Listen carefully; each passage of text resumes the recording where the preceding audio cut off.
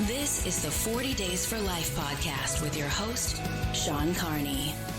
Hello, and thank you for joining us today on the 40 Days for Life podcast. I'm Shawn Carney, the president of 40 Days for Life, and your host for this podcast, which is dedicated to helping you end abortion where you live. Does birth control prevent abortions? That's the question all of you woke up this morning asking yourselves. We are going to answer it for you, and somebody who often has been referred to as Mr. Birth Control is Steve Carlin, who joins me from Madison, Wisconsin. Oh my God, what is this? Is that my face? We were duped. Where did y'all get that? This is very disturbing. This is very, very disturbing. I'm uncomfortable right now. We thought that would be the case. We counted on it. How did you made those shirts with my face on it? Custom made. They weren't at Walmart. Please tell me you're going to give me one to give to Mary Lisa. Wear it around the house. And now it's creepy because Shawn's just peeping over the table now. It is really We creepy. needed a taller chair for this. There is a lot wrong with this. We'll just stand for the whole episode. What was the copyright of the situation where you handed my face over to some dude with a printing press? I I like the material. Is it like linen? It's kind of like a beach shirt. Okay. Yeah. Very nice. What am I supposed to do now? I'd definitely wear this. Look at me. I'm wearing a flannel shirt. You wish you had one of these right now? No, I didn't don't. think so. I want to give them to my teenage daughters and wife. You thought you had a booyah for Steve, and he booyah. I could not figure out why y'all were wearing the jackets. Y'all really held it. Because I walked in, I was like, I guess I forgot my jacket. And y'all were just like, stand strong. Yeah. Okay. We've been anticipating this for a long time, and we couldn't blow it. This is the most disturbing thing. If you are one of the many fortunate people that listen to only the audio version of this podcast, don't switch to YouTube. Just stick with the audio. You're good. You're totally good. Do I get the backstory? Do I get the backstory?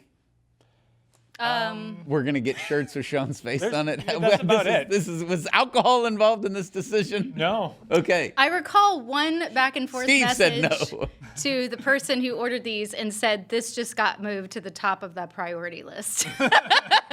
Was this listener generated? No, this is all us. This is in these. He says us. I went along with it. Okay. Happily. Okay, you're an accomplice. Accomplice. We learned about custom shirts and thought it would be fun to do this. Mary Lisa's gonna die. She's gonna die. I don't know what kind of reaction she's gonna have, but it's gonna be very interesting, especially when I get one and give it to her for Christmas. I need My face. cushion or something so everybody can see. So everybody can see. Okay. Yeah. My forehead is at your chest hair. Very disturbing, Steve. You should have shaved or something. Okay. Yeah, there's a man. Oh my! You guys word. didn't see the video that I sent to Jill and Dawn of me steaming the shirt. That was Take this. Shut your mouth now. Yeah, it took a village to put this together. This was really a conspiracy effort. How many people that work at 40 Days for Life spent time on this? They're all fired. I think I named all of them. Oh, okay. That was it. Okay. Yeah. This is gold. When is this airing? How many weeks do I have? 28th. Oh, this is the Halloween podcast. I know we officially did the Halloween podcast last week. Right. But frankly, those shirts are scarier than Michael Myers, slicing up kids that are making out on the couch. We considered this You did. for the Halloween, and then Steve thought it better to do it as the birth control. I didn't want Your son could grow up to look like this. Get on the pill soon. Oh, my word. Okay. Or what are we bantering about? Or is it just the shirts? I think that's a good enough banter. I don't know. Let me ask you something. What setting would you wear that in? Like, besides this podcast? symposium, church, Church. Super wedding, Bowl party? Super Bowl party, funeral, Funeral, that's terrible. first day of school. First day of school. I could wear it to my kid's school. Yeah. Oh my gosh, just like a picture of yourself on your own shirt. Oh, does it hitting? Now I have to look at myself. This is terrible. Well, only half yourself. I need a bigger torso. What is this face I'm making? Who knows? We went through a few of them. We thought this was the best. There were demos. There was a top 10. Okay, I will bring us back. Yeah. From me on the shirts. Oh, my face hurts. I'm telling you, it's gonna. Please leave your comments on YouTube. I'm not reading any of them. I'm skipping this entire episode, so you can say whatever you want. We'll read them out loud on the next. It's on the next podcast. Okay, so contraception. Speaking of. Which I'm starting to change my mind on right now. Does it prevent abortion? So this is the big myth, because the whole reason I was once in a pro-life meeting. This is a depressing story. And I don't want to say a prominent pro-life leader, but a national pro-life leader who is a good guy in all this. So it's a guy. It's a man. And a contraception came up, and basically as a movement, there's Catholics, there's Protestants, everybody's in the room, and it's like, how do we deal with contraception? Of course, the Catholic side is easy, which is this: abortion is just a form, the most extreme form of contraception, which is sex without babies. And so it's the ultimate contraceptive. And of course, the Catholic, yeah. And almost all of the evangelicals are in agreement that we don't need to promote contraception. It's not good. It's not godly. To my surprise, I was pretty young in the movement at the time. And this guy stood up and got in front of the microphone and said, I think contraception is a blessing because it prevents so many abortions. And it allows you not to have 1 million kids if you don't want 1 million kids. And I didn't get mad, how could he be a pro-life leader and say that? Because I thought he really believes that. He believes that contraception is actually a blessing. It's modern science. It's like a multivitamin. You can have all these nutrients and, one vitamin. You don't have to eat kale. And he genuinely thought he was in the right. I think a lot of people do. And that's what makes this an interesting topic, is most episodes of the 40 Days for Life podcast, we're probably, for the most part, preaching to the choir. This will be a little bit more of a disputed. People are like, I agree with those guys on everything else, but I don't know. I think contraception's a blessing too. Yeah, and there's different layers to contraception. Okay, contraception's not good. It doesn't prevent abortions. Spoiler. But if it did, that's not what would make it good. It's not good that it reduces the amount of children that we would want, because you're essentially playing God. And God he's supposed to be Lord of our finances, Lord of our home, Lord of our time, but he's not Lord of our fertility. That's where we, manipulate the system and control it. And of course, we know that natural family planning can be abused. So please do not email us and say, NFP is just Catholic contraception. Don't do that to us. We understand everything can be abused. And NFP is still natural. It's not artificially manipulating the system so that you can. We'll get to that. We'll get to what contraception can do. But I do think it comes from a place where people think that they're being responsible and that this is a good thing, and they totally separate contraception from abortion. So let's just go through this. Some forms of contraception can cause early abortions.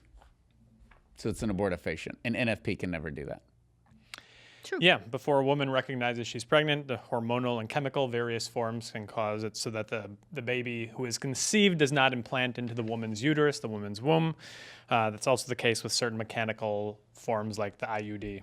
What does the pill do to the woman's body? Well, probably most of the time it does work as a truly contraceptive pill. The top two mechanisms are most likely contraceptive, but there's reason to believe, and there's research that's heavily footnoted that shows that if what they call breakaway ovulation takes place, perhaps a woman would conceive and then the lining of the uterus is thinned out such that implantation becomes impossible. And this is not the first time we're saying this on the podcast, of course, but it bears repeating, I think. And when you say that hormonal contraceptives can prevent implantation, what we have an issue with, which is what we have an issue with in a lot of areas in our culture today, is how we define terms and how we're constantly redefining terms, so that when we say that contraceptives can be an abortifacient, what we mean is that it can actually prevent a newly conceived human being from implanting in the womb. And the abortion industry and the medical field today will not call that an abortifacient. And the reason they won't call it that is because it doesn't, it only prevents pregnancy, and pregnancy is defined as to be after implantation, which it used to not be defined as that, coincidentally or not so coincidentally. As we know, in the 1960s, the definition of pregnancy medically changed to be implantation rather than conception, thus making it able for them to define birth control as not an abortifacient. So this point has converted, my personal experience, more people that were for contraception against it, like pro-lifers. Mm-hmm. Yeah. On an instant. So if you're listening to this and it's the first time you ever heard it, that's a normal reaction of, oh, well, I'm against that. Mm-hmm. Because it's an early abortion. Mm-hmm. And it's impossible to detect how many, but you're guaranteed that that's what happens. And I've had a lot of people. Now, that's not the only reason to be against contraception, and we'll get to that. But because you could make the objection, well, what about the non-chemical versions or the non-abortifacient versions? Sure. And we want to go beyond that and cover it holistically. Yeah, and we'll definitely cover that. But the people who I've had these conversations with, and it's just as simple as that, it prevents implantation and it's just causing an early abortion. They're like, I didn't know that. I'm against that. Mm-hmm. So it's a very good apologetic point. It's the take that the Hobby Lobby owners take in terms of being against that type of contraception. Right, when they got into the lawsuit with Obamacare. Yep. Okay, very good reference. Wow, thank you. And tomorrow I'll be wearing my shirt with Obama's face on it. Y'all can stare at that. There you go. So the contraceptive mentality is what increases the abortion rate. And I kind of mentioned this, the sex without babies. But the idea that we are just going to artificially manipulate the system to prevent babies from being born so that we don't have to deal with them or have them is very unnatural. But also, Planned Parenthood claims to reduce the number of abortions by giving out contraception like candy. Should raise a red flag or two, shouldn't it? Well, it ties in well with the eugenics argument. We need less poor people. Black people and brown people are really poor, so we need less black and brown people. And this has been their sort of missionary attitude of, we go to those in need in Africa and in Latin America. Well, what do you do there? We give them contraception. Why do you do that? So they can't have any more black poor kids. What are you, stupid? That's essentially the answer.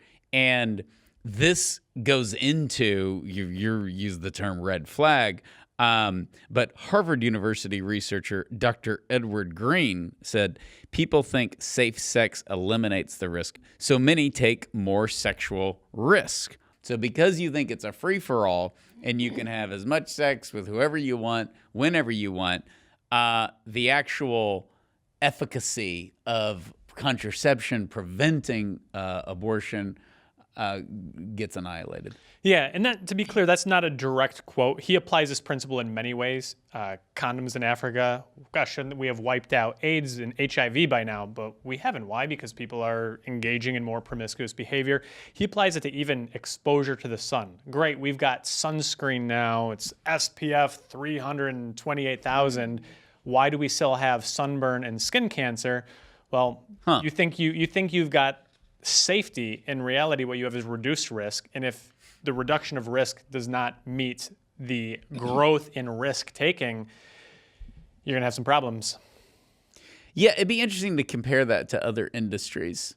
Like, for instance, the auto industry.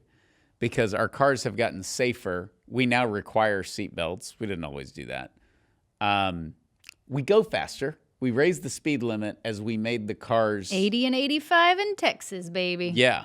I mean, and I don't know the answer to this. I believe that car accidents are one of the leading causes of early death, we would say, premature death.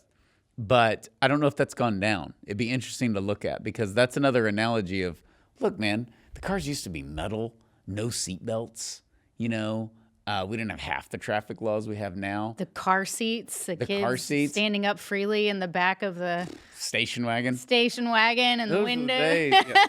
But I'm glad I wasn't there.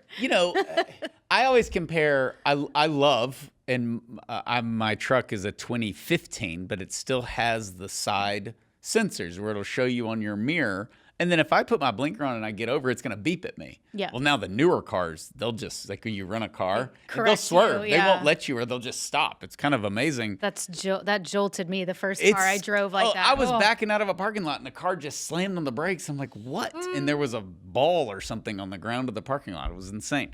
It scared the heck out of me. But you have to balance that with no one drives anymore. They look at their phone and they text, and sometimes they're operating a car. Oof. Drives me crazy. Ooh. I honk at people. Yeah. It drives me insane. It works. You have to. You're texting. Yeah. Like I have kids who drive on the road. You're just texting, driving down the road. I remember 15 years ago, 20 years ago, you'd see the bumper stickers or the PSAs, don't text and drive. And I thought, nobody's dumb enough to text. Nobody's dumb enough to do that. Yikes, I was wrong. Gosh. We have a cemetery and funeral home near our house. Pass it every day. And it has a billboard that says, don't text and drive. We can wait for you. It's pretty morbid, but it's a good ad. Yeah. Because everybody's texting. I saw a guy, I had Bridget with me. We actually ended up laughing. It was a funny daddy-daughter moment because we just couldn't get over it. He was eating a bowl of cereal while driving. Yeah. Like an actual bowl of cereal, not a box with these, taking it out with his hands like popcorn. If you know how to do it right, there's a way to do it. There is no doing it right. This is one of the reasons people don't probably eat cereal. It's involved. You got the milk, you've got the ratio to the milk and the cereal. Hold the bowl with one hand. There's a clock. It gets too soggy and it's out, so you're on a timer. You've got to eat fast. But it was even like a glass bowl. Real spoon, not plastic. Yeah. And he was eating, holding it, and then kind of trying to steer, driving down the road. Yeah. And I'm just thinking, for as awesome as America is at being fat and getting fat, and we have access to all these awesome breakfast things that you can eat. Food on the go? He can't go get a sausage McMuffin? No. Seriously. He's like, you know what I'm in the mood for? Some Cinnamon Toast Crunch, baby. But Bill, don't you have to drive down I-45 for 45 minutes? I'll eat it on the way. It's so Problem funny solved. that you say that because there's a comedian who has a bit about ranting and raving about people texting and driving. And he's like, I swirled, almost made me spill my bowl of cereal. Yeah. That's funny. He brought that up. I'm like, so maybe multiple people are eating bowls of cereal on the road. Let's just say, because look, we all have some kind of friend or family member who we've lost in a car accident. Let's say the bowl of cereal guy dies. I thought you were going to say killed him. No, but I mean, I have been doing things or texting because I used to be bad about that, and I don't anymore because I'm scared. Yeah. And Mary Lisa would kill me. The accident better kill me because if I'm texting and I have a wreck, because she brings it up all the time. Yeah. Like, well, good. If I'm in the coma, she's going to be, I've thought about this a lot. Let's pull the plug. Your husband is taking a nap. Using the oxygen tube. You're going to go be with Jesus now, honey. Well, I feel fine. So the bowl of cereal guy is, I don't know. That's really bad. So I would like to compare it with things like that where we get increased safety nets. Mm-hmm. And the activity gets worse. I actually don't know if it applies to cars. What we have here, I think, in particular with contraception, is it's been marketed to now it's safe sex. We talked about it a couple weeks ago on the podcast. Now they're kind of backing down and it's safer sex. Yeah. But we've been told. Why would they do that too? I thought that was so stupid because you just say safe sex and people who are wanting to justify sex in general with whoever they want, they're like, great, I'll believe you. Mm-hmm. Why reduce that in any way to safer? Maybe it's becoming more obvious that these are not exactly safe. So now they're kind of shifting the language to say, well, it's safer. Makes them out of touch. Okay, I don't think anybody sued him. You told me this was safe, and now I got warts. I can't. I don't think I can say that with y'all wearing those shirts. It changes the dynamic. There was a Friends episode where Joey, I know that's y'all's favorite show, Joey, You're the Friends person. I know, I'm kidding. That's why I said Okay. that. Where he is, he's the whole series, he's sleeping around all the time, and it's a joke. Like, he sleeps with women all the time. He doesn't know their names, whatever. And somebody, Ross and Rachel, get pregnant, and they start talking about, oh, what about condoms or whatever? And somebody points out, well, they're not 100% safe. And Joey freaks out, and he pulls out this giant thing of condoms from his pocket, and he's like, what are you talking about? And he reads the label. He's trying to find, like, what are you kidding me? And it's like how sad our education system is in the first place. But that's that false sense of security that, well, as long as we have that, then pregnancy And they're can't mocking happen. in the episode. They're mocking the fact that he believed that Yeah. condoms were safe. Yeah. You've got perfect use failure rates, and then you've got real world observed Average use, failure rates, right. which are dramatically higher. So, okay, whatever the failure rate on a condom is in actual real world use, it's like 20% or something like that, 22%, I want to say. Okay, I didn't mean to get us sidetracked on the car stuff, but it's the big picture here is everybody's on contraception, so there would just be no unplanned pregnancies. There'd be no abortion. There'd be Right. Planned Parenthood's answer for everything is they need to get on contraception, and what is it? 62% of women that have an abortion are on the pill. So that's absurd. They forget to take it. They use it wrong. They're 15 years old and don't know what they're doing. But I think the argument is, but that doesn't mean we take contraception away or we don't endorse it, because if everybody used it perfectly, then we would have zero unplanned pregnancies, or almost zero, and we would have almost zero abortions, and therefore we should continue to still. Is that use true? it. Is contraception that effective that if you take it perfectly, it will work? Well, they say I know on the they're labels claiming that. 98% effective for birth control. But I think the reality is that it's 91%. That's still Okay. pretty good. Which method? Oh, yeah. Are we talking the pill? The pill, yeah, Okay. yeah, and most hormonal. I just have known so many people who were on contraception who had a baby. Yes. And of course, we have Yeah. this stupid phrase, the oops baby, Yes. which Yeah. Because I hate to use it in terms of risk, because I don't think a baby is a risk, but at least I don't like to phrase it that way. But 91% great. So that's 9% this year. That compounds year after year. Yes. Or you go to condoms where it's 20 or 22%. That compounds every year to the point where, given a long enough span of time, you're going to conceive. Right. I see. Yeah, because people get pregnant all the time. And Yeah. I don't think 62% of women are misusing contraception. I mean, 62% of abortions, they're on the pill.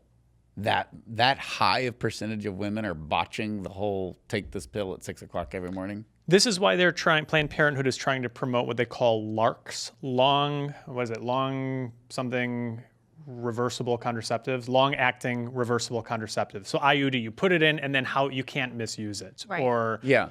not sterilization, because that, even though it can be reversed, you don't really think of it as a reversible form. But these long-term thing, an implant, Implanon, yeah. So they're promoting that because then they can really try to eliminate the ideal use versus real-world typical use. Right. So I asked Dr. Michael New about that, who we've referred to before as the brain of the pro-life movement, and he said there's just one problem. People don't like using those. They're not popular. They're not catching on. And so we're still the same place we were years ago, which is the pill, condoms, barrier, hormonal. Why wouldn't they just get a hysterectomy or a tubal?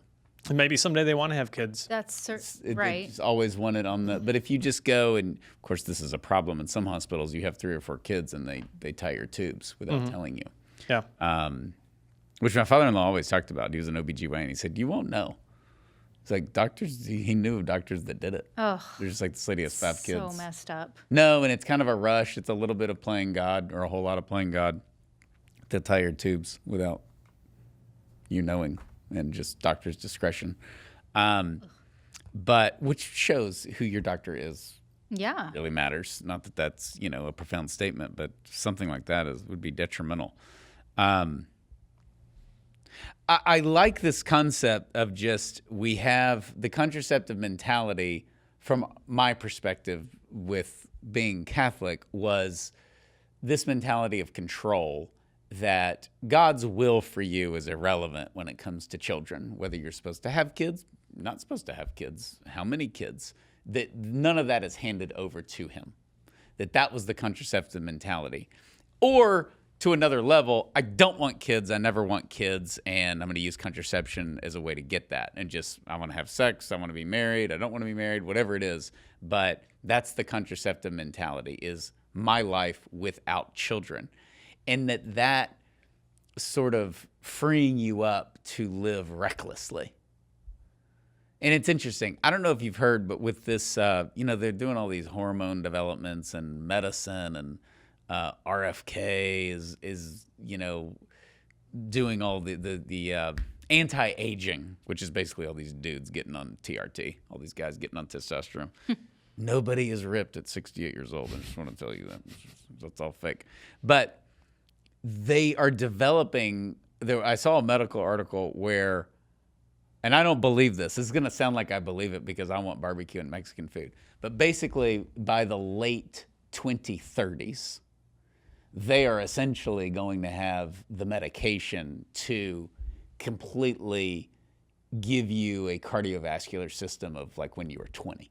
Oh, my. That you'll be able to get on a series of pills that will completely clean out your heart, and bypass surgery will become a thing of the past. And, the whole longevity game will become a huge industry because aside from curing cancer, which there are a lot of developments on that, but heart disease, which is the number one killer, that they can essentially cure heart disease, through medication.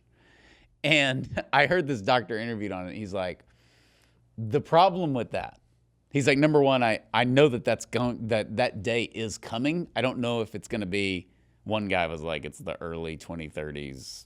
The doctor was like, I think we're looking at the mid to late 2030s. But he said the worst thing Americans can do is expect that. And the guy's like, why? And he's like, because everybody's going to go drink margaritas all day and eat Mexican food. Yeah, exactly. And it's the same mentality that y'all pointed out here of just, Yeah. If somebody told you, hey, producer John loves this news. He's like, hey, I got to make it to 2035. You got 10 years, and then you're home free, buddy. That's the problem with the pharma industry, though, is there's never any understanding that there could be side effects to anything. That's what I was just going to point out. Like, all I can hear is that commercial where at the end it has a minute long of the side of sexual dysfunction. We're only 4 years away from being told that the COVID vaccine was the beginning of an end to all illness, right? They're going to vaccinate against the common cold. We would never get sick again. So you stretch that out to this heart disease pill that they're going to make in 15 years or whatever, or you're looking forward to that. That's got the state of Wisconsin written all over it. You have all cheese, the cheese sausage, and beer. Heck yeah, the pill's coming out. Where'd you get your medical information? The 40 Days for Life podcast, bro. Is it a pill or an injection? Actually, we take it in brat form. It's stuffed into the saturated fat in the sausage, and you inject it. And a special casing for it. And oh man, when that pill comes out, my first trip will be to come to a Packer game. Oh man. Yes, sir. Okay. I feel like we're off topic. I don't know. It relates. So we're talking about this risk compensation factor, and I think a listener could listen and say, okay, great. Here's this Harvard researcher. He's got this theory, but come on, we all know birth control prevents pregnancy. Get over it. But we've got a real-world application here, and it comes to us courtesy of the United States Supreme Court. Everybody knows Roe v. Wade. Many pro-lifers, but perhaps not as many, are familiar with the case in 1992, Planned Parenthood v. Casey, where it was, prior to Dobbs, probably our best chance to have Roe overturned at the Supreme Court. And the Supreme Court essentially signed on, in my opinion, and analysis to Dr. Edward Green's theory on risk compensation. The Supreme Court said for 2 decades of economic and social developments, people have organized intimate relationships and made choices that define their views of themselves and their places in society in reliance on the availability of abortion in the event that contraception should fail. Boom. So here we see the Supreme Court, which, by the way, I don't see anything about the Constitution here or the rule of law. Right. They're saying, hey, look, we've got 2 decades here where women could get an abortion if their birth control failed. we're not going to take that away from them. We're not going to take that away from them. It's fine. And that's just the natural thing. And we've talked about it with bad men thriving on abortion and being the big winners in abortion. Why is abortion good? You can have sex with whoever you want and not deal with it. It could kill the kid. And she's probably on contraception. She's not going to get pregnant. What if she gets pregnant? Abortion. There's no... The backup birth control. Yeah. And that's... bless his heart. The Rick Pitino story, who I think he's a total dirtbag. Not that I'm alone in that. But his response... So he impregnates the waitress in the restaurant bathroom, respectively. And Stay classy, San Diego. Stay classy, San Diego. It's just that sleeping with your waitress is just, there's got to be a point where you're like, hey, like I got grandkids or whatever. Like there's just a point where you picture like your high school buddies being like, this is a new low. Maybe they think it's a new high. But so he sleeps with the waitress in the bathroom. She gets pregnant, wants to keep the baby. And he offers to pay for the abortion, okay? And she aborts, okay? So then it gets out that he had this affair. And I'll never forget seeing the clip. This happened, when we were in college? This is a long time ago. I think it was more recent than that. Okay, but... He's had a lot of scandals. We'll put it that way. Yeah, we've been out of college a long time. But ESPN or something, it's like, oh my gosh, he slept with the waitress or whatever. And he's like, I offered to pay for the abortion, and I paid for it. Like he was like defending himself, saying he paid for the abortion, having no idea. This makes you look like even more of a loser. And there were even like liberals that were like, okay, Rick, like this is really bad. It's like I paid for abortion. I mean, come on, I'm like Mother Teresa over here. So that's the natural. Logical. Not natural. Yeah, sorry. Thank you. Those shirts are messing with my psychosis. The logical desire, which is, we don't have to deal with a kid. We have abortion. I mean, you can always abort. And did you watch Downton Abbey? No. Was that? A lot of people said I should. I just haven't. I enjoyed it. And I went in thinking, I'm going to make fun of this and be the annoying guy in the living room. Actually, the dialogue is great. Interesting what Julian Fellows did, the creator of it. It's the only series where the gay guy is the villain. Very interesting. But anyways, the dialogue is great. But there's this whole thing. It's a great time period of taking us through the invention of contraception because I forget who it is, but they want to have sex, but they're worried about pregnancy. And just that was always a thing throughout the show. You could be pregnant. Yeah. And there was no contraception, no abortion in the early part of the show. And it's interesting how they dealt with that because that was the main deterrent is pregnancy, that actually is natural, right? Because it's wrong, it's only for marriage, in that time period. And when you eliminate that and say pregnancy is no longer a risk because we can kill the result of the pregnancy, it just creates this free-for-all. And then they come back and they claim, no, abortion is so bad. That's why we have contraception. That's why contraception is a blessing. But because of the abuse of it, as you point out in the outline, it works the opposite. It increases. Yeah, every country that accepts contraception, it's only a matter of time before they accept abortion too. But isn't it true that the abortion rate goes up the more contraception is in use? I don't know how you measure that, so I don't want to go out on a limb and say exactly that. Was it Ghana or Uganda? I'm sorry, it was Uganda. They removed all contraception and did chastity, and their abortion rate plummeted. It makes sense. There was a real risk of pregnancy, and I wish I could say everybody in Uganda decided chastity was the purest way, and they wanted to be closer to God, and they abstained. And some of them did, a lot of them did, but it was the risk of pregnancy that there's no whatever. Yeah. Goalie. So that was the whole thing. Yeah, we would still see, if you mentioned the number of abortions that take place with women who are on the pill or whatever. If you counted only the abortions that take place following contraceptive failure, whether it be user failure or method failure, you count only those abortions, still hundreds of thousands of lives lost every year, one of the leading causes of death in America. Yeah, by That's far. still surprising. I mean, wow, it's amazing. To really rub in somebody's craw, if you're gonna use that language, you really marry the pro-contraception person as being pro-abortion. Not you, but I'm saying the pro-life position, when it's consistent, is you're actually for abortion. No, I'm not. I'm for preventing abortions. That's why I'm for contraception. I'm against abortion. I think it's horrible. But it's the same thing. Mm-hmm. And that's a realistic argument. It is. It prevents implantation. It gets rid of the kid.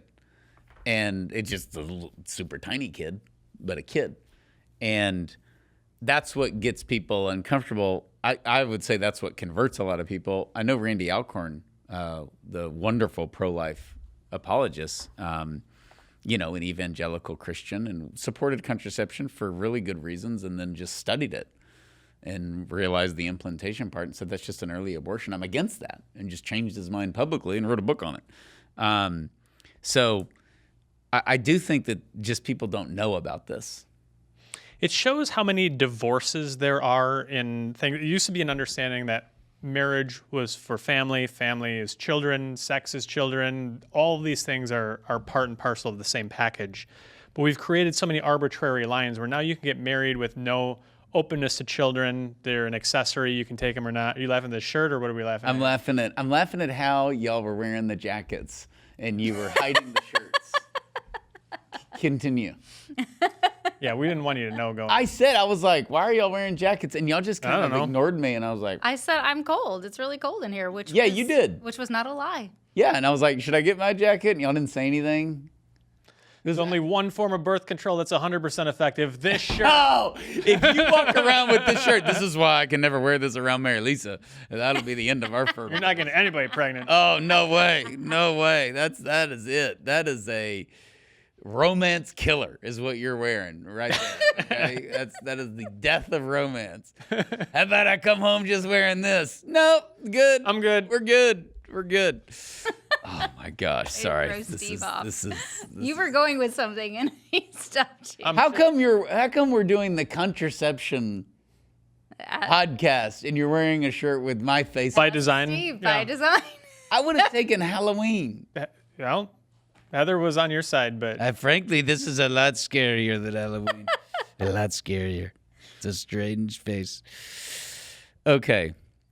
The big picture, contraception thwarts God's plan for sex and marriage. Okay, there's some basics. This is so great. Be fruitful and multiply and fill the earth. We're not doing that anymore. The family is the image of the Trinity. This is the most beautiful thing, that the Trinity is all-giving, Father, Son, Holy Spirit. It brings life to the world, as does the bond between a husband and a wife. Beautiful shout out to Fulton Sheen if you want a great book on marriage. Three to get married. 3 to Get Married. Get that book. It's a great book, particularly if you have grown children that are dating, engaged, newlyweds, gonna get married, whatever. Young people, it's a great thing, great book to give them. It's amazing. It's really amazing. What gets me is I hear so many more stories. This is portrayed in a lot of TV shows and movies and stuff, but even real life situations of people that I know, it boggles my mind that people get married and never have had the conversation about, do we want children or not? Yeah. That just shows you how far removed we are from marriage and kids. That's not even a conversation you ever had. And then you're married, and then you split up or you got divorced because one person said they wanted kids and the other person said they didn't. They were like, well, what are we doing here? And I'm like, how did that not come up in conversation ever? I don't have an answer to that. I really and I know it's not that I live in a bubble. That's how it's going to sound. Because I can understand how people support things that I totally disagree with. I can put my mindset. But I just can't imagine dating somebody or being engaged and not thinking, assuming they're having sex, or at least they know they're going to have sex once they're married. Likely having sex. Right, likely having sex. If they're thinking there's but complete separation. How whether you would want kids or not never comes up just in people you barely know, it can come up. You're sitting on an airplane. Would you ever want to have kids? Like, it just comes up in conversation. I don't understand that. It is an unnatural question. For all of human history, up until the last, 80 years, no one would be like, hey, when we get married, do you want to have children? Yeah. Well, I would even say, do you want kids in general? Is just a kind of an unnatural question. We've always lived in a society, unless you felt called to be celibate. But even then, you're supposed to still be foregoing something that you would ordinarily desire. Like, I know our bishop didn't want a seminarian who didn't have a desire for marriage and children. Yeah, well, a lot of seminaries won't take you unless you've had a serious girlfriend. Oh. Yeah, I know. In our archdiocese, that's a big thing. Have you dated? Have you had a girlfriend? How serious? What was the breakup like? I had a relative who had to delay going into seminary because the first time he applied, it was after a breakup, and they were just like, "That's not when you apply to seminary." And it was just timing. I mean, he's been in now for years. Rebound. The seminary was the rebound. The rebound is God. You don't need her. She was a total loser. You need the altar. You need a chalice. She was a disgrace, and frankly, not that attractive. You're better off with Jesus. I'll stop.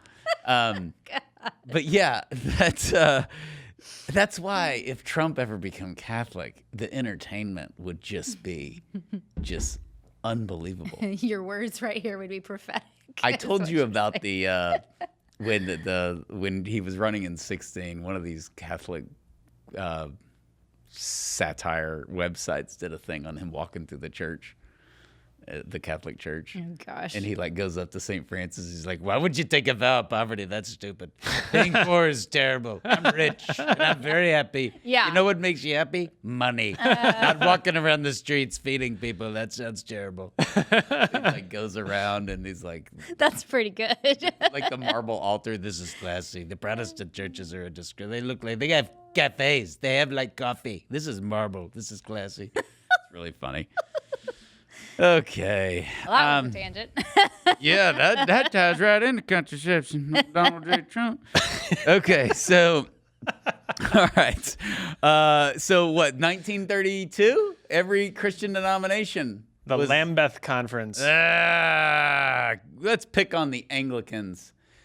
Christianity has had a rough go in England, just really. Henry VIII. Henry VIII, man. He ruined everything. When you start quartering the priests and hanging the families that were hiding priests and killing the monks and taking the monasteries and the abbeys and giving it to the rich so they allow you to be head of the church, you've gone too far. You've just gone too far. Hey, at least Luther's was trying to be intellectual. I still think his downfall was trying to fix discipline with doctrine. But, he was outraged at the immorality of Catholicism at the time. But he was trying to make intellectual arguments. Henry VIII is just like, hey, I want what I want. Let's start killing folk. And it's been a rough go. So 1932, the Anglicans break. They accept contraception. Birth control then enables infidelity. And this is what, if you say it, you're like, you're a pervert. I've gotten that argument where it's like, the guy that gets the vasectomy, since that's been a frequent word on some recent podcasts, unfortunately, is his wife worried that he's just going to go sleep with somebody? And they're like, how dare you say that? Bill got the vasectomy because they're done having children. I said, well, he's done having children with anybody. Isn't that the fear? Your husband gets a vasectomy and all of a sudden he's going into the bars. He's like, ladies, I'm good to go. You're safe. Well, I mean, here's the question, though, too, Shawn, is it's not just a matter of... When you got your vasectomy, was that your attitude? Gosh. I couldn't resist. See, just assume, unless otherwise notified. Oh, yeah, that's Heather's attitude in life. Just assume. You're all center. You've all been vasectomized. Is that a word? The question about does birth control enable infidelity, it's not a question, is it a perverse argument or not? Is it true or not? And it obviously happens. I can't imagine anybody would deny that this is the case. Is it universal? Of course not. But is it frequent? Is it an occasion of sin? Is it a source of temptation? No doubt. Well, the shame has disappeared, this shame aspect. And also, I think Christopher West says this really well, sometime around the late 80s or the 90s, where women were being taken advantage of, especially because there was no consequence of the risk of having a child. And so now men can sleep, not that men didn't sleep around before the 1960s, they certainly did. But that infidelity rate skyrocketed. And at some point, women just looked at this and said, well, if you can't beat them, join them. So women became pretty much as equally promiscuous. If we bring it back to the pornography rates, they're almost equal now, men and women viewing pornography. It's not, it's not just They're man's. equal? They're almost equal now. Yeah. Yeah, women almost just. Do you have to stretch definitions for that, or are we talking? That's, I think when they measure that, they, and most of those surveys, they ask women and men, do you view pornography at least once a month? Not like, have you ever viewed pornography, but do you view it at least once a month? So it's not like some lady that's like, oh, I was in my dorm room when I was 19 and they had it on. Correct. Okay, it's not Correct. that. No, It's like once a month. essentially the addiction. Okay. I guess what Getting to I'm the addiction. asking about is you'll hear like the stupid book, 50 Shades of Grey, like, well, that's just pornography for women. And like, do I agree that it's bad? Yes. Do I agree that it's pornography? Sure. Do I think it is something of a different nature or character than like the dirty video? I don't know that I see those as the same. So I guess I'm kind of wondering what they're including. Maybe I don't want to know. I'm not sure. Yeah, you think they're including like these trashy romance novels. Right. What you're saying is they're not. It's From the ones that I've seen, no, it's actual pornography. It's not like, so it's where you have real life human beings. Now, where it gets even more complicated is now that we have all this AI stuff. So you're not talking about a real life victim anymore. But I would still say you could be looking only at AI porn and have an addiction. Oh yeah. Which is still not okay. It's going to sound really dumb. AI porn is a thing. Yes. Oh yes. Fake. I know we did the sex robot podcast, which the ratings on that are and that's through the roof. the Thank you. Crowd pleaser. Crowd pleaser. Y'all really came through for us on that. You start talking about sex robots, the viewers tune in. So that's our audience. I don't want to say sex robot and see the picture of my face on Steve's hairy chest. Okay. I guess the new thing, what you're saying, is the AI porn, no victim.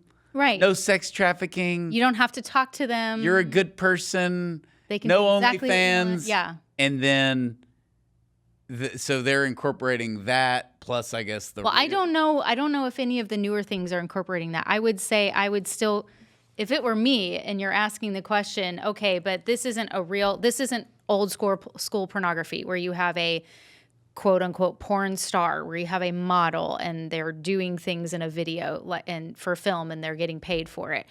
I wouldn't say that just because that's not happening, this person doesn't have an addiction. Right. No. I agree with that. But you're saying that's almost irrelevant as far as these numbers. Whether it's AI, whether it's the actual humans, whatever it is, you're saying it's nearly 50-50 women and men. And that's a recent phenomenon. Because it used to be just like 85. And I think most people still think porn is a man's issue. It's not a woman's issue. And so they might think, well, if I had to guess, maybe like 5% of women are addicted to porn or view porn once a month. And forgive me, I didn't know that I was going to talk about this on this podcast today, or I would have looked this up ahead of time. I don't know what the definition of addiction means, like if you view it every week, or I mean, to me it's like you can't control yourself and not looking at it, that you're constantly just like you're going back any to other it. addiction. Okay. So, but I don't know, so would once a month, be considered an addiction? I'm not sure with each of the surveys and each of the studies. But whatever whatever the frequency is, once a month, once a week, once every 6 months, whatever it is, if it's equal among men and women, that would be that would be a surprising thing. Yes. I will say this. I believe that you did the research, and so I'm not casting doubt upon what you're saying, but it's such a wild claim to me that I have a hard time believing that it can be true. Me too, but we're very down on men and, in general. And so that may be part of it. Also, we're old. So we're just like, this would be a very new phenomenon. And you don't go to bachelorette parties. We don't know. You don't hear all this stuff. I remember we had the symposium. I had my eyes open, I'm telling you, because when we had the symposium, in Nashville. I was in an Uber after Mass, and it was this old Uber driver. He was the character, and it was just Mary Lisa and I. Like, the kids had stayed back, and so we were talking to him, and he said that Nashville passed Vegas for bachelorette parties. And his friends had owned some businesses and clubs, and he's like, it's a big problem. There's a lot of breakups after this town because women go out and cheat on their husbands. Oof. He's like, that's like a real thing. And he's like, you'll have guys confront their fiancés in bars. And he was saying it like, I've lived in this town forever. I'm not trying to be the sensational Uber driver, like telling you stories. He's like this old guy. And an Uber driver probably have some pretty good insight on that. He's like, no. He said he has refused to take women to like the next bar. He's like, you're giving me your hotel or where you're staying, and I'm dropping y'all off. Like, y'all are done. Y'all are gonna get hurt or whatever. Wow. Good for him. Yeah, it was good. But you know, that's a good point that you make of just bachelorette parties and what they were in 1999 compared to what they are now. And I know it's not to say the 90s were pure. They weren't at all. We had Friends. I was going to like say. the cleanest show on Friends. TV. Gosh. Seinfeld. Seinfeld, for sure. But that's still a hard stat to grasp. It is. Well, and to me, I look at that almost the same way as I know that. Part of it, though, I don't mean to cut you off. The only reason it could be true is just because if you look in general, dating is going down, and there's a loneliness factor, and younger women have been more on the internet more than certainly we were. You know, we didn't have iPhones until 08, 09. And so this is just how their relationships develop. Yeah. I mean, a woman born in 1983 is going to be much different than a woman born in 2003 as far as her relationships and what she has access to, you know. The millennials are last to just like not have the internet. Well, the Gen X, yeah. Well, I'm an old millennial, but like, yeah, we didn't. You had to like go to the school library and log in with the phone line and the dial-up. I think the key was social media. Like, I mean, Yeah. I had plenty of internet access, before junior high school, but there wasn't social media. There wasn't social But also, media. there wasn't streaming video. You were on your 56K Yeah. modem Yes. AOL thing. If you could connect on the phone line, and it would take you, a half hour to download a picture of the Cowboys making a play. No, and it would. No, I remember trying to pull up Christendom College because I was thinking of going there, and it was like coming through. It took 30 minutes for it to download the homepage. And I was like, this is so fast. This is awesome. I'm going to know everything about the school in 2 hours. Now On the surveys of men and women, this is also related to contraception, of course. Fascinating research. There was a group that just did a poll of young adults, and it was asking, what do you see as the indicator that your life is successful? And young men, number one answer was marriage and children. That was dead last for young women. I've seen that See, a this lot. is so weird because Generation Z is more conservative than any generation at their age. And also more More liberal. left. They represent America. They're both extremes. You either have an AR-15 and 10 Trump flags in your dorm, or you're a furry. There's just no in between with Gen Z. It's really kind of funny. That was sad, though. I think one thing I'm glad for that came out with the assassination of Charlie Kirk is I would say most of the clips that you see of him that came out after he died, and just the clips and just his message was get married and have children. Yeah. It's the best thing. Like that was so awesome. And what he would talk about dating Erica and marrying her and the kids being the love of his life. And just all of that is really what was highlighted because, yes, he had a lot of, great political views and was very articulate in things of politics and all that. But ultimately, that doesn't matter. And your wife and kids do. And I'm glad that was the highlight. Really was. Of him telling college students. And some just crazy liberal people that are like, you need to find a good man. You need to get married. You need to have kids. It's the best. And, kind of some of these lost students being like, okay, I'll think about that. I'm just glad that was really highlighted because it's so true. It's so true.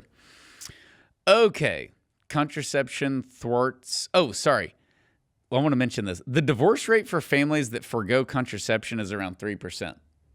I shared this with a pro-contraception person, and they said that's a coincidence. I can't do anything for that. Correlation does not equal causation, bro. Yeah. People die every day, bro. That's a pretty big deal and a pretty big coincidence. Oh my god. We have a 56% divorce rate. These people never get divorced. And what they have in common is they don't use contraception. What's the cause then? That weird thing. Every blind not... squirrel finds a nut every now and then. Yeah. Oh gosh. Gosh. Well, pun That's intended. crazy. Okay. Contraception thwarts the natural purpose of sex. Birth control isn't bad because it's artificial. It's bad because it disrupts the very nature and purpose of sex. Mm-hmm. Which is true. Yeah, most things, it's easy to get on the artificial, not artificial distinction. I think it's a distraction. I think it's a red herring. Protein shakes are fake. Yeah. They're perfectly healthy. The difference here is that most artificial things, if we accept artificial things, it's because they contribute to, support, or assist the natural purpose, the natural ends of something in creation, right? Yeah. We're not creating fertilizer to kill the crops. We're creating fertilizer to help them grow. Mm-hmm. And this is something where it's the exact opposite. Contraception takes a woman's healthily functioning body and breaks it, thwarts it. Yeah. Yeah. Divorce is a consequence, but that's just a coincidence, actually. Yeah, there's no widespread use of the abortion pill. So Paul VI, even though he's a pope and we don't care what he has to say, he made 3 predictions. So prophetic. Okay, when contraception became mainstream. He said if it becomes mainstream, divorce rate will skyrocket. Check. Women will be viewed more so as sexual objects and be used in advertising and marketing as such. And then people were just like, you're gone. What was the third one? Abortion. Right. Abortion will go up, yeah. Yeah. So the abortion one, you're an idiot. I don't think you understand what contraception does. Yeah. Like it's going to prevent abortion, so you're done on that. Divorce, well, this is going to empower the woman, may be able to work. She doesn't have to stay at home. And They'll marriages have more money. will be happier because Marriages every will be happier. woman is miserable sitting at home now, not being able to work. And I brought this up to a pro-contraception person who is very smart. And he said, I think that's just a big coincidence that he guessed right on all 3 of those. Again, okay. Wow. But that's like, okay, if you say, hey, it's 2001, summer of 01, and you're like, Drew Bledsoe is not that great. He's going to get hurt. And even with a backup quarterback, I think the Patriots could win the Super Bowl. Let's say you're like unreasonable Boston fan. Like, yeah, the Pats are going to go all the way no matter what. And they do. That's a coincidence. But if in 2001 you predict that the backup quarterback at the Patriots is going to win 6 Super Bowls, go to Tampa Bay, win another Super Bowl, and then retire and be an announcer on Fox, and it happens, and all your buddies are like, that's a coincidence. Yeah, it happens all the time. It happens all the time. That's different. Like, you predict the whole thing of Tom Brady's career. So, Mom always explained things the way I could understand them. Steve's thinking right now. You said at the beginning of this podcast, I don't remember who you were quoting, but some guy who was talking about how great hormonal contraceptive was and all this stuff. Somebody at the very beginning. National but not prominent pro-life leader. Oh, right. Yes. The national but not prominent. I believe he knew what he was doing. What I didn't like was the smirk. Like, I'll stick it to you. Say it's a blessing. Blessing. My first thought to that was, what a man saying that, like at the feminist reaction, it's right? Because of how awful and how destructive it is towards women's bodies. And I remember when we were first at the Coalition for Life here, when we first started administering, or we offered free pregnancy tests. They administered them themselves. And we spoke to them just basics about contraceptives and the options that are available in the community for healthcare. So many women were complaining over and over again about their IUD and how awful it made them feel. Not just the IUD, the depot shot was also a really big one that multiple women would say. And sometimes they'd come right over from Planned Parenthood and they'd be like, I don't know, I got this, but I really hate it. I think I'm going to stop getting it. It makes me do that. And here we have some of these listed. It affects mental health. It causes depression, stress, anxiety. There's physical ailments, there's reduced libido, mood changes, there's a lot of cramping, there's soreness, there's discomfort, there's increase, of course, in cancer, which they want to deny that until the cows come home. And we know that that makes sense logically as to how it can increase your chances of cancer. So these are all things that are not affecting the man's body ever, because there's no such thing as male hormonal contraceptives.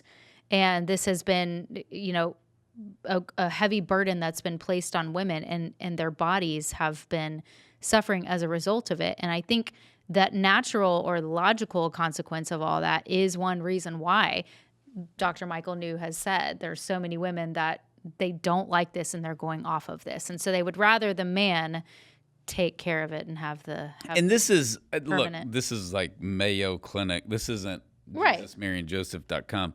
So this is Mayo Clinic and Healthline and Newsweek, with all this stuff. Here's the devil's advocate on this, though. If I get like a hangnail and I Google it, it'll be like, and this could cause syphilis, and this could cause cancer, and you may have heart disease, and everything kills you. It's like if you have a headache, you always have cancer if you start Googling. So I get like, because somebody would say, yeah, but a lot of women are on contraception and like they're fine. Like this makes it look like it's like taking heroin. But in the new realm of RFK, minus his fake testosterone use, it is unnatural.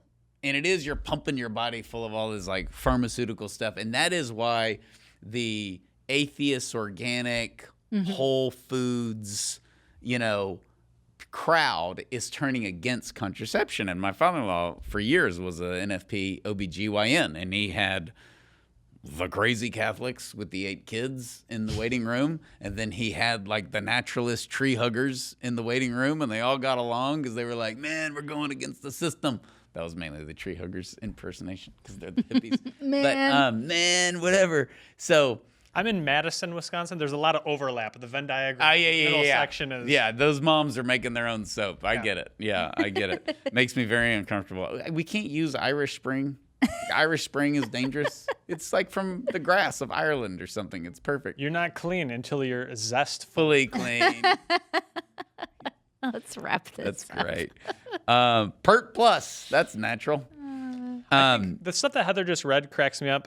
The irony of contraception side effect being decreased libido. You can do it whenever you want. How often is that? Never. Yeah. Please never say that again wearing that shirt. All right. This has definitely got Heather written all over it. Birth control is disgusting. Women shouldn't poison themselves. Number 1. Number 2, condoms are gross. Enough said. Number 3, we should look at contraception as a societal blight, like cigarettes. Always it's coming. On smokers. Yeah. Like smoking a cigarette. I've never had a cigarette, by the way. I love cigars. You don't know what you're missing. Yeah. I'd like to see you smoke a cigarette. That'd be very comical. Actually, in that shirt, I would prefer it. But it is funny. Like, look at what we did.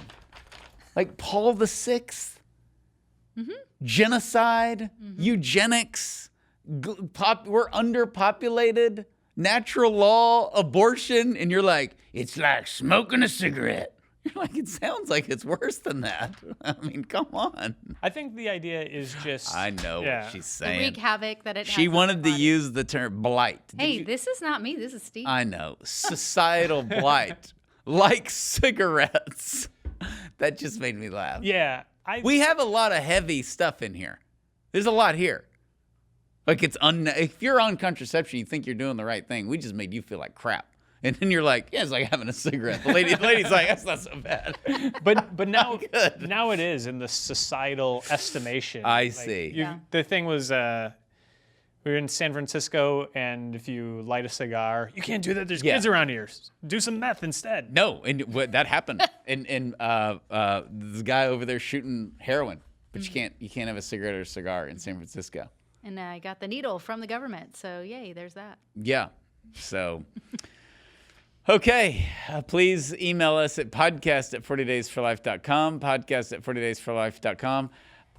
This isn't going to do any good. Please don't comment on these shirts. These shirts are available in the store. No, they're not. No, they're not. Not as long as I work This here. looks even better. I'm looking at the monitor here. This looks really good. Yeah, that one. It's. I look like an alien. Is this how I really look? I gotta have some work done. Is that natural? What did Paul VI say about that?